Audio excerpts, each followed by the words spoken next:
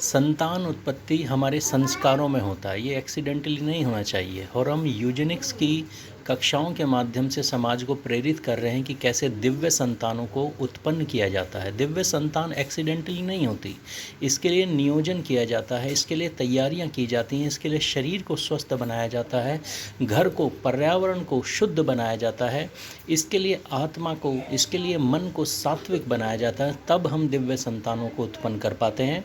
हमारे साथ हैं विनीश जी और बहन जी, जिन्होंने यूजेनिक्स के इन सिद्धांतों को जीवन में पालन किया है और आज गर्भाधान संस्कार को होने के बाद अब लगभग तीसरा महीना चल रहा है। आज हम विधिवत पुंसवन संस्कार का आयोजन कर रहे हैं। इन्होंने इन संस्कारों को करने से पहले अपने स्वास्थ्य को इम्प्रूव किया, भोजन संबंधी जो नियम होते हैं उनका पालन किया। मैं आपसे भी जानना चाहूँगा क्या क्या आपने तैयारियाँ की? तैयारियों में हमने पहली बात तो आचार्य जी का मैं धन्यवाद करता हूँ कि मेरा मार्गदर्शन उन्होंने किया इस पूरी प्रक्रिया में। आचार्य जी से लगभग 2 साल से जुड़ा हूँ और सिर्फ यूजेनिक्स ही नहीं, बाकी सारे विषयों में भी, चाहे अष्टांग योग हो, चाहे अच्छी वैदिक जीवन शैली हो, इन सब को लेकर आचार्य जी ने मार्गदर्शन किया है, उसके लिए बड़ा बड़ा आभार। और जहाँ तक यूजेनिक्स की बात है और दिव्य संतानोत्पत्ति की बात है, इस विषय में विशेष मार्गदर्शन मुझे आर्य जी ने किया। और मेरी जीवन शैली कैसी रहे, क्या क्या मुझे तैयारियां करनी पड़ी, जैसे इसमें भोजन हो, तो जैसे भोजन हम जो हैं वो किसी भी एल्युमिनियम के बर्तन में नहीं पकाते ना खाते, तो उसके लिए हमने मिट्टी का बर्तन का प्रयोग करते हैं। बहुत बहुत बढ़िया। और गाय के शुद्ध गाय, मतलब जो हमारी देशी गाय होती है, उसके गाय के घी का ही हम लोग प्रयोग करते हैं, दूध का प्रयोग करते हैं। स्वास्थ्य में पहले से लेके अब कुछ परिवर्तन है? नहीं, बहुत परिवर्तन है। स्वास्थ्य के प्रति, सात्विकता के प्रति वो आप महसूस कर पा रहे हैं? बहुत ज़्यादा इम्प्रूवमेंट है। जी जी। भोजन में हमने जो परिवर्तन किया उससे हमको बहुत ज़्यादा लाभ है। जी जी जी। जैसे हम लोग किसी भी तरह के तामसिक पदार्थ का सेवन जी हम लोग बिल्कुल करते नहीं।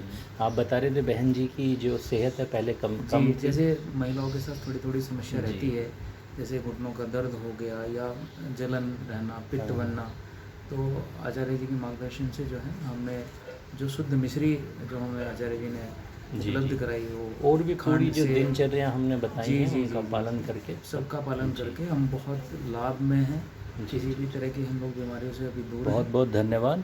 अब आइए विधिवत पुंसवन संस्कार का आयोजन करते हैं।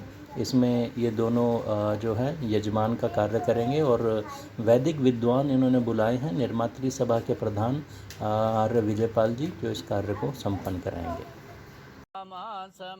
इसमें विशेष प्रकार की आहुति दी जाती हैं, मूंग की दाल की खिचड़ी बिना नमक की और देसी घी में बने हुए भात, मीठे भात, मिश्री में बने हुए भात। ये विशेष सामग्री है जो पुंसवन संस्कार के लिए प्रयोग की जाती है।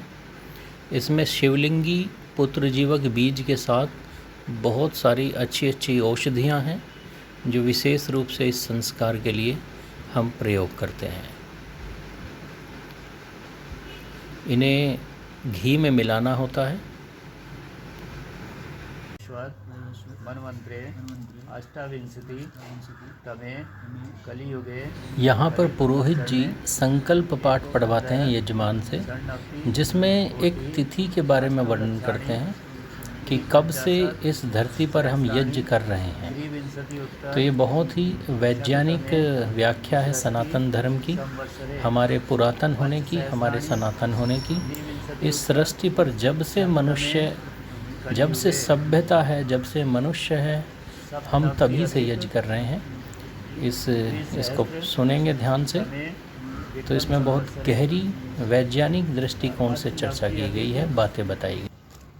अद्य स्वगृहे राष्ट्र एवं परिवार कल्याणार्थाय, सुख समृद्धि अर्थाय, रोग शोक विनाशाय च पुष्पवन संस्कार अर्थाय देव यज कर्म करनाय दृढ़े महे।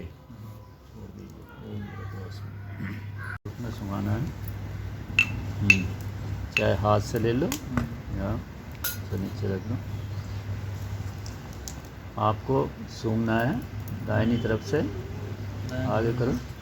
हाँ, अच्छी तरह से परमात्मा का ध्यान करते हुए। ओम हिरण्यगर्भे समवर्तताग्रे भूतस्य जातः पतिरेकयासीत् स दधार पृथ्वीं ध्यामुते मां कस्मै देवाय हविषा विधेम। ओम अद्भय संभ्रत पृथ्वीरसाश्च विश्वकर्मण समवर्तताग्रे।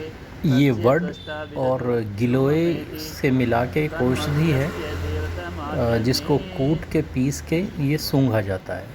ये वही क्रिया यहाँ पर चल रही है। सूंघ सकते हैं, ये बहुत पौष्टिक चीज़ है।